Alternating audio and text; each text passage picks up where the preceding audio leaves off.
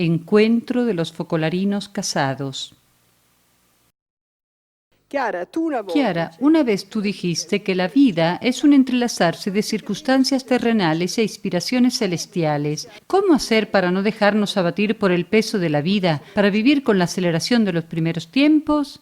Para explicarle, les digo algo del contenido de la próxima conexión telefónica.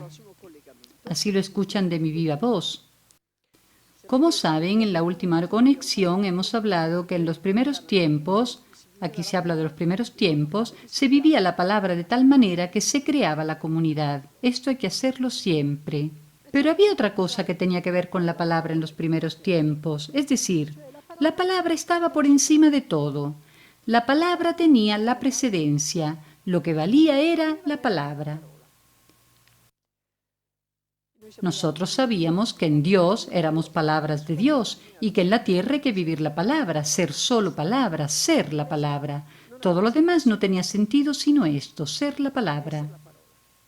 Por ejemplo, si nos tocaba vivir una de las palabras que tienen que ver con la voluntad de Dios, mi alimento es hacer la voluntad de Dios, mi alimento es hacer la voluntad de mi Padre, nosotros éramos solo palabra de Dios, lo demás no importaba, importaba ser la palabra de Dios. Hacíamos los primeros grandes descubrimientos. La voluntad de Dios no era una resignación, la voluntad de Dios era cumplir el designio de Dios, que era una aventura divina y se ha manifestado con toda la obra. La aventura se ha concretado y por eso estábamos tan compenetrados de las inspiraciones que teníamos, ahora pensamos que haya sido así porque se habla de carisma, tan concentradas en ello que lo demás no nos tocaba. Existía la guerra o no, se estudiaba o se comía, se tenía salud o enfermedad, se dormía o se paseaba, todo caía en la indiferencia, que luego se trata de aquella santa indiferencia de la que hablan los santos, como San Francisco de Sales, que habla de la santa indiferencia. Lo que valía era la voluntad de Dios. Y un ejemplo evidente se encuentra en aquel episodio, que ya lo he contado, pero lo cuento para los nuevos, cuando fuimos a visitar al obispo aquella vez. Nuestro obispo estaba pensando qué hacer para entender si éramos realmente obra de Dios o no. Él era de una congregación, un estigmatín, un seguidor de San Bertoni, creo, o venerable o santo ahora, y se acordó de que este santo decía que el signo de los signos para comprender si una cosa es de Dios es la obediencia. Entonces él pensó, pondré a prueba las focolarinas. Ya habíamos llegado a Roma, o estábamos comenzando en Roma, y nos habían ofrecido una casa, no sé en qué modo, si en alquiler o si, no sé, no recuerdo. Sé que había llegado en Trento también, nos habían entregado la suma correspondiente para la casa. Seguro que no para comprarla, no teníamos dinero, pero no sé de qué manera. Nosotras felices veíamos claramente cuál era la voluntad de Dios, comprar la casa. Y fuimos a ver al obispo felices, para decirle, señor obispo, nosotros quisiéramos esa casa e incluso tenemos la providencia. Y el obispo dice, no.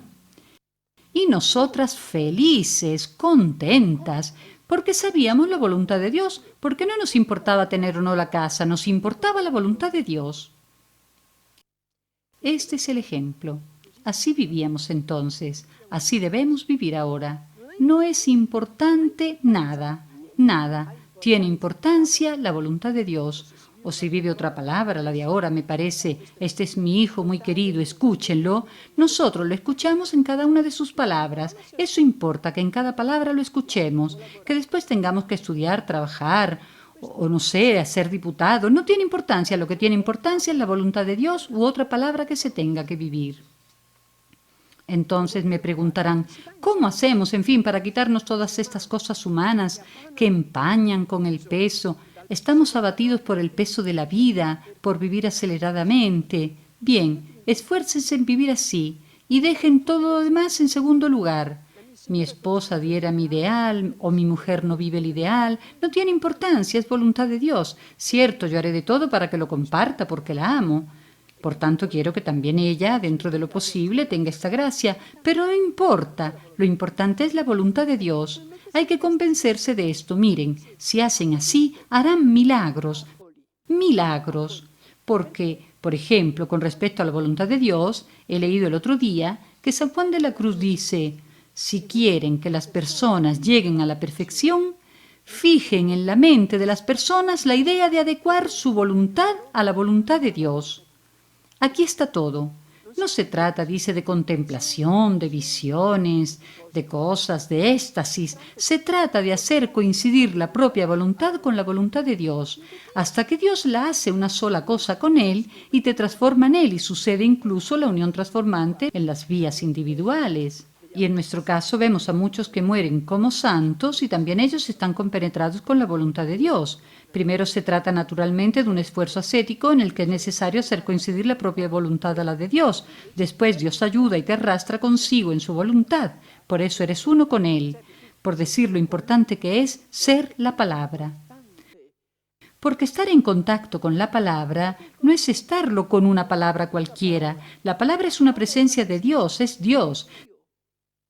Si besas la palabra, besas a Cristo. Si amas la palabra, amas a Cristo. Si te haces uno con la palabra, te haces uno con Cristo. Si vives la palabra, vives a Cristo. Pero un Cristo concreto no es una palabra, es Él que vive dentro de ti.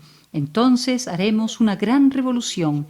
Y todas esas pequeñas cosas del mundo que pesan, poco a poco, es necesario, lo entiendo, algo de esfuerzo, cierto, pero si lo hacemos en el momento presente, aunque empleemos más tiempo al principio, después menos, siempre menos, después tal vez interviene una enfermedad o una preocupación más grave, pero si nos acostumbramos, después llegamos, entonces seremos siempre felices.